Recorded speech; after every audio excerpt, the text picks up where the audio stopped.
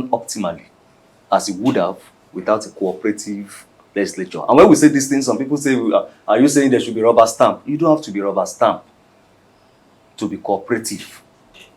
Just ensure that even the bills you don't agree with, let it not be out of win chant or out of settling scores that you will not agree with it. Let it be that you are not convinced with certain bill, or you are not convinced with certain proposals from the government. If the government wants to borrow, let it be that it is because you think the borrowing is not necessary, or they could raise those funds via other means and not necessarily, borrowing. Not that I'm not approving to this because I want to show you I am also a president in my own right. No, then that will be settling the nation back. Okay, so with where the country is right now, we know that Nigeria is in huge debt, and that is a major challenge, if you ask me.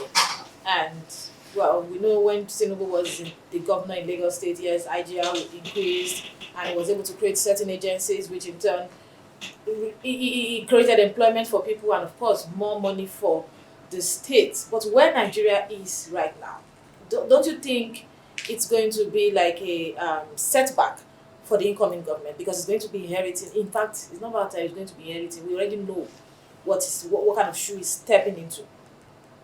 Yeah. You see, for me, I don't think that debt is a major problem here in Nigeria. I think that we have more of a revenue problem. Considering how the barrel, price per barrel of oil dropped, at the beginning, at the second administration of President Muhammad Buhari. I think the problem we have is more of a revenue problem. And if you even compare our debt to GDP ratio, is even less than the IMF threshold that they gave to us. I think about 40 something percent. Yeah. So and we are not even there yet. So for me, and that is why it will be interesting to see that the president elect, fair to him, he has the history of generating revenue.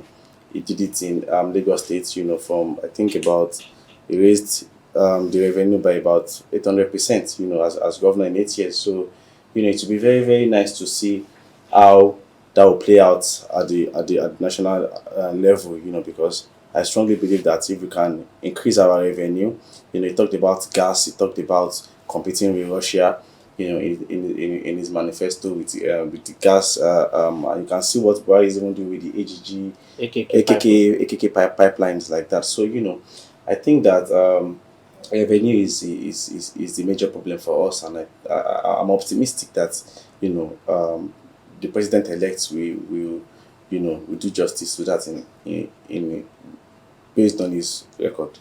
The campaign promises are never enough. We know that there are a lot of campaign promises that the Buhari and Oshibajo team were unable to fulfill.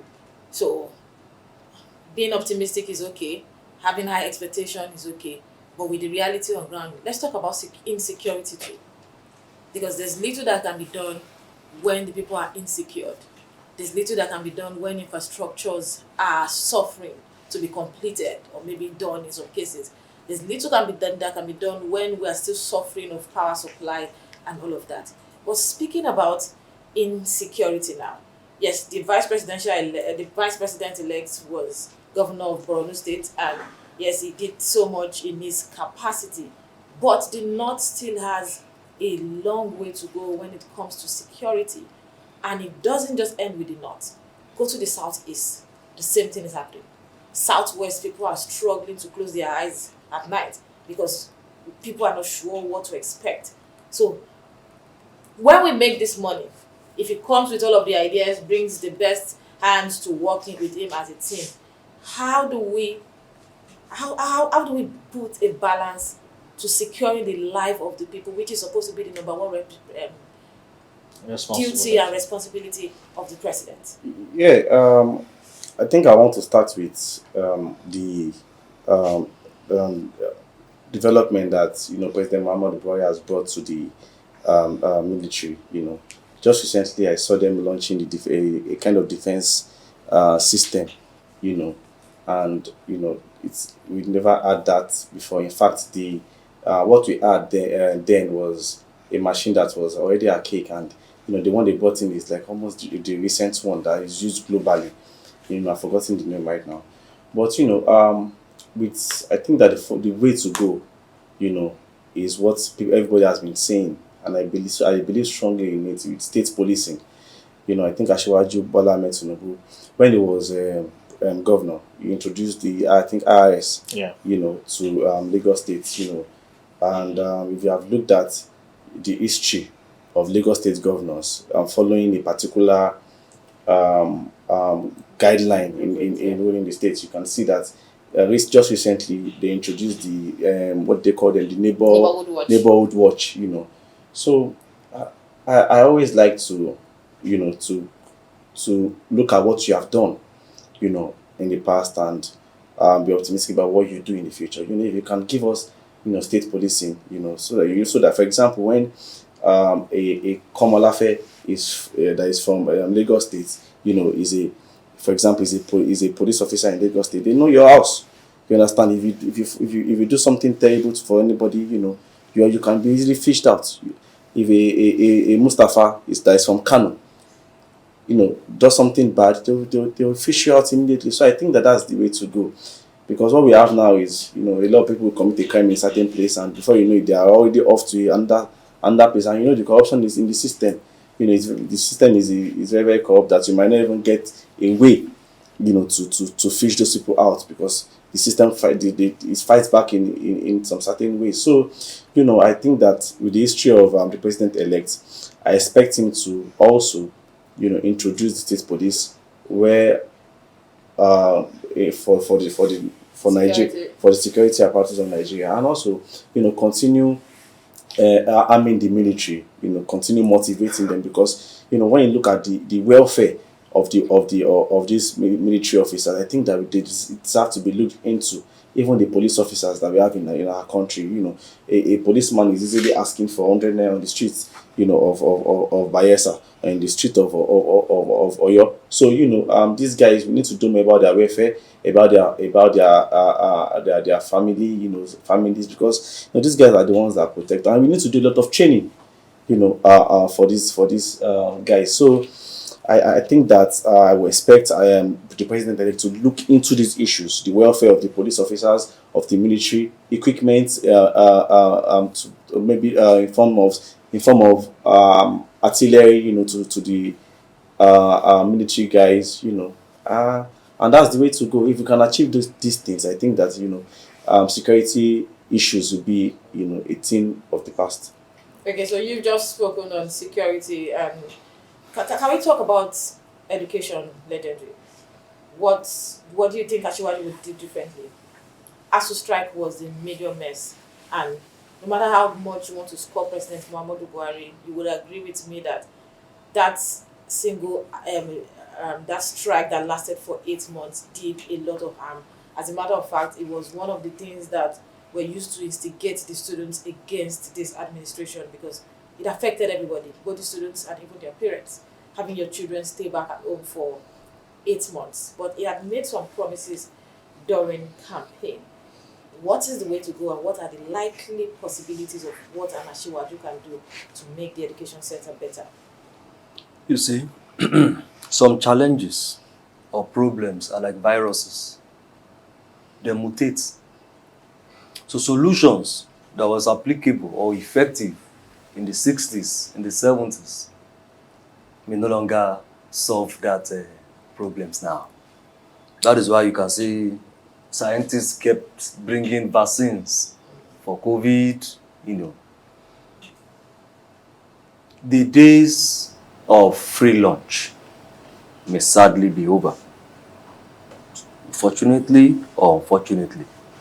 If we envy developed countries, the first world countries, and we say our people run there, Jackpot syndrome, they leave Nigeria to go there, what they do to get themselves to that level, are we replicating it here? You understand? If we compare all of our challenges to say, look, in USA, they don't take lights. In Kinikon, they don't do this. Can you pay for electricity if you actually have it for 24 hours? They would have to liberalize the educational sector. And since Ashwaju had promised student loan, Yeah. it would mean that federal universities, the days of free education at the tertiary level may be over. And rightly so. Because Google how much it costs an average American to acquire a degree. What it costs Nigeria to train a doctor, even though I don't agree with the senator. Yeah, holding back their licenses. That's for 5 trying to years. say, no, you don't hold people hostages. I don't agree. But I'm saying if you compare what it costs Nigeria to train a doctor to any of these developed countries, then you see that it's time we liberalize that sector, let them make their money. And it's also time to realize that university education may not be for everybody. And that's the way it is everywhere too. Maybe let's expand our vocational training. Let's expand our technical. We're in the age of AI, for example. Some of these things are not taught in school. So everybody do not have to go to universities. So to make it compulsory that, look, until you have that certificate, that degree, you can't amount to much. Let us liberalize it. It will mean school fees will be quite expensive. But with the student loan, it will also mean that you can access. And that would also mean that the president-elect, upon assumption of office, must work on the economy so much that it will be worth it to spend so much on acquiring a degree, knowing that the employment you will get through it would be self-sustaining and you survive, on such degrees. So what it would do to banish ASU strike totally is once those schools are independent. Once they're independent of the federal government, they no longer depend on the federal government for survival, then of course, even the union will not be necessary. Okay, so another pandemic that actually hits the people real hard in this present dispensation is the cash crunch. It was a policy, not so bad policy, but wrong time, and